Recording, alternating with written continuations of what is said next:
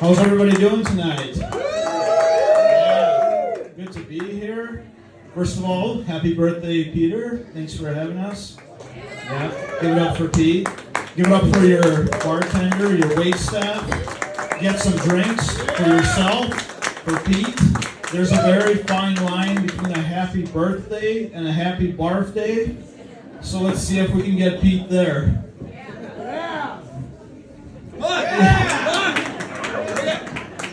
Pete's 40, and I was telling him earlier that I'm not far behind, but I know how you feel because I've looked 40 since I was about 16. So, my better half has seen my shows. She's amazing, she's beautiful, she's supportive. I just hope one day my wife can meet her. That's a terrible joke. I hope they never meet. And yeah, so there's a couple of people here dating, right? There's a couple of people here on dates. Yeah. So actually, one of my friends, usually people date people that finish each other's sentences. My friend was dating someone that finished his meals. I think the worst part of dating is the ghosting. Anybody in here been ghosted? Yeah. See, to me, I don't understand ghosting. I don't know why anyone would give up the satisfaction of telling someone what they really think of them. If it was up to me, I would treat it like a business deal in Shark Tank. I would say something like, you have a really hot body and a face that I can tolerate. But you are mean to the Uber driver and the waiter, so for that reason, I'm out. I remember.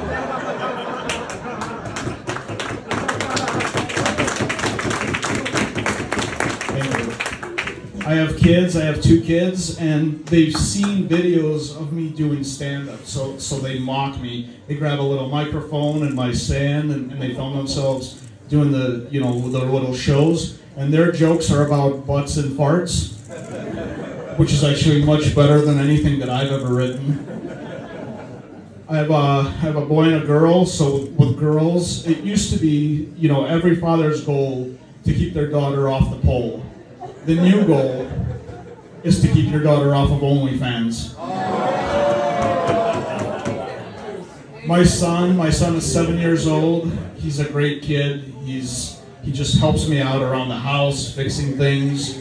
He helps me work on the car. He's so handy and so bossy that he can run his own factory in China. My wife runs a hair salon, and she lets me take the upset customer calls because I need the material. We had a lady that emailed and called in. She sent a picture of what she looked like and what she actually wanted to look like. And I called her and I said, I'm really sorry. They're beauticians, not magicians. My nickname for the salon is the Piranha Tank because everything that I throw in there gets eaten. So if I drop by with some cookies, eaten. If I drop by with some lunch, eaten. A girl with a weak personality, also eaten. I went to a wedding recently and I realized that wedding vows were written by men because for richer or poorer made it in there, but for fatter or skinnier did not. I was at a wedding a while back, and weddings are a very emotional time. It's when especially for the bride. And I heard the worst maid of honor speech ever. This girl gets up there. This is a true story, and she says, "I've known you for a really long time, too long, and you always copy me." Yeah, it was just a silent. And the bride had tears in her eyes, not because she was emotionally moved, but because she knew that friendship was over. So the best man, on the other hand, cannot give an emotional speech. If the best man cries at a wedding, he's going to lose his best man card. In fact, there's only two men that are allowed to cry at the wedding. One is the father of the bride, for obvious reasons. He's giving away his beautiful daughter. And two is the groom himself. But not for the reason that people think. People think the groom cries because he sees this beautiful angel walking down towards him down the aisle. No, the groom cries because he just bet half of his stuff on this relationship working out. Might be a little bit more fun and cheaper to put it all on red in Vegas.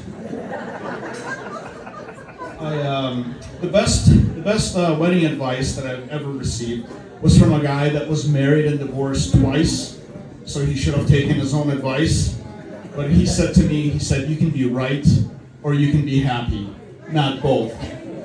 And I really take that to heart because there's certain things that I no longer argue with my wife about. So for example, her wallet costs more than the money that she has in it. Her purse has the same name as an Italian gangster, Louis. Louis shook us down. We got nothing left. I did pick up a few tricks while being married. I learned how to check out other women and get away with it. And I'll share that with you guys tonight. So what you do is when you see a really getting some ideas.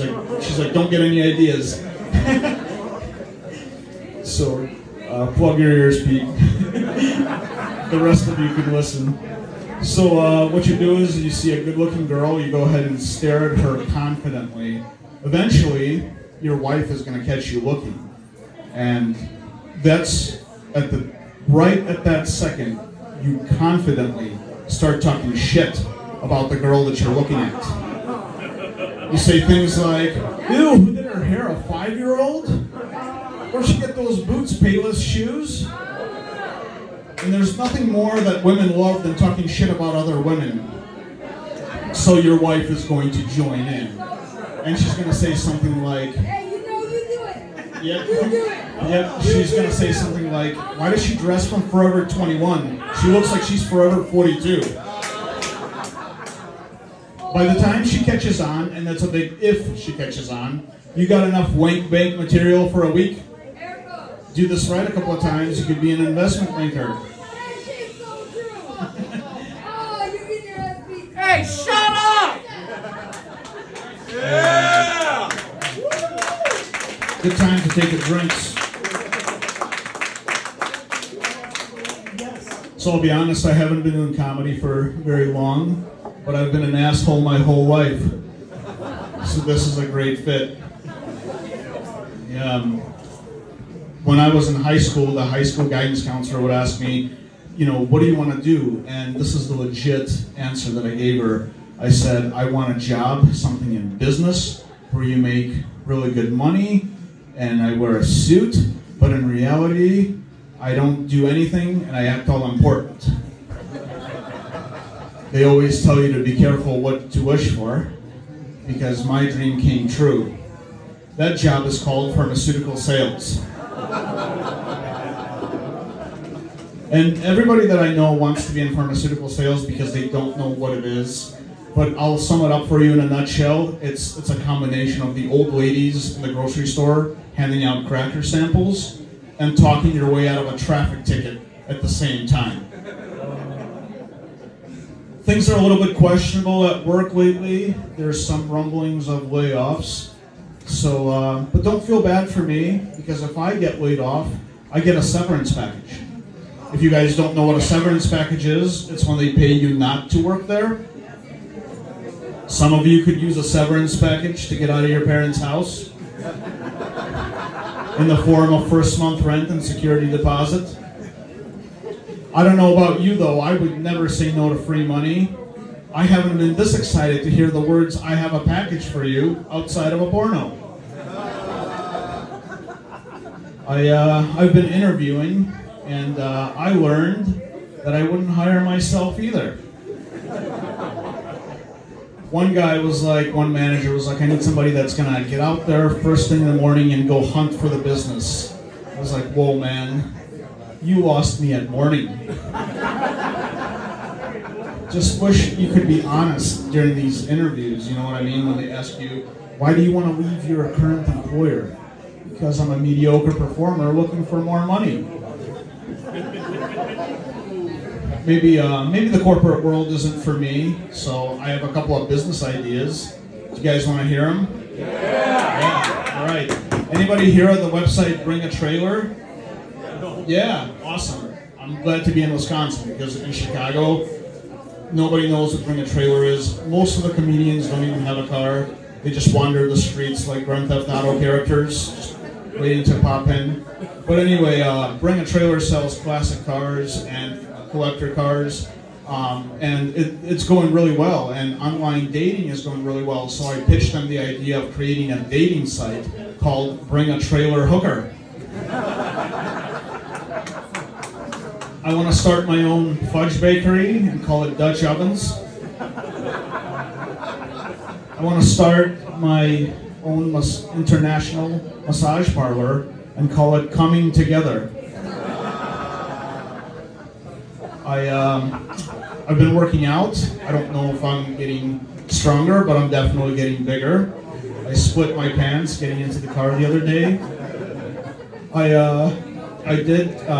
don't know if anybody of you ever tested to be a cop. I took a test to be a cop once, and it's pretty great. It's probably the only place where you're encouraged to run from the cops. They stand there and they cheer you on as you struggle through a 10-minute mile. And if it sounds like it should be easy, it should be. But what they don't tell you is that there's a donut eating contest before the run. They just want to make sure you can do the job in real life. So I'm a huge car guy. I love cars. But if you miss the wheeling and dealing and the close and wholesome environment of the car dealership, there's another place for you. Anybody been to a mattress store? Yeah? Did you know this? I didn't know this. Did you know that you could finance a mattress? Yeah? How do you sleep at night knowing that your bed's not paid off?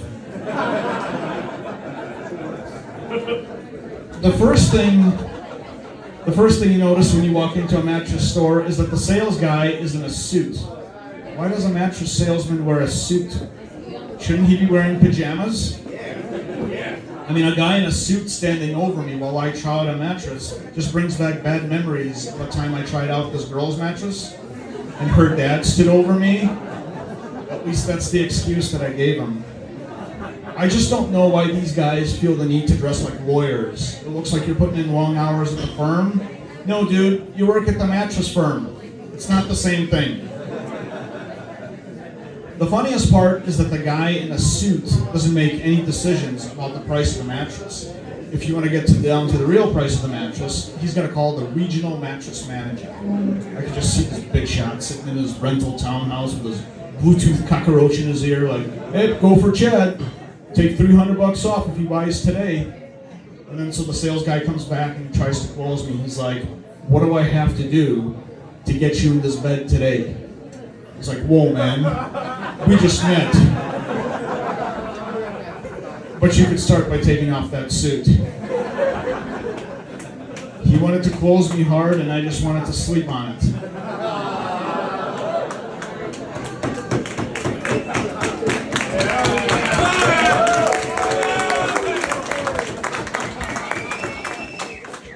Valentine's Day's coming up. You guys have gift ideas yet? No? Yeah? Okay. Well, I've discovered the secret to shopping at Victoria's Secret, and I wear the suit. And my goal is just, well, first of all, I mean, if you've ever been to a Victoria's Secret, you know that to find anything, you have to dig through the women underwear drawers, you know? So I'm just trying not to look creepy. And I've realized that, you know, when I wear a suit, it looks like I have money. And creepy with money is so much more acceptable than creepy with no money. I know this because as soon as I walk in, the sales girls rush up to me and they're like, what can we help you find? What can we help you find? And I'll tell them, you know, I'm looking for something for my wife. I'm like, that's great. What size is your wife? You know, like a medium-sized girl. Like, no, that's not it. There's a number and a letter. And it feels like I'm playing Battleship. B34? No, that's not it. The tough questions come though is when you get to the register and they start asking you really hard questions. The first one is if I want to open a Victoria's Secret credit card.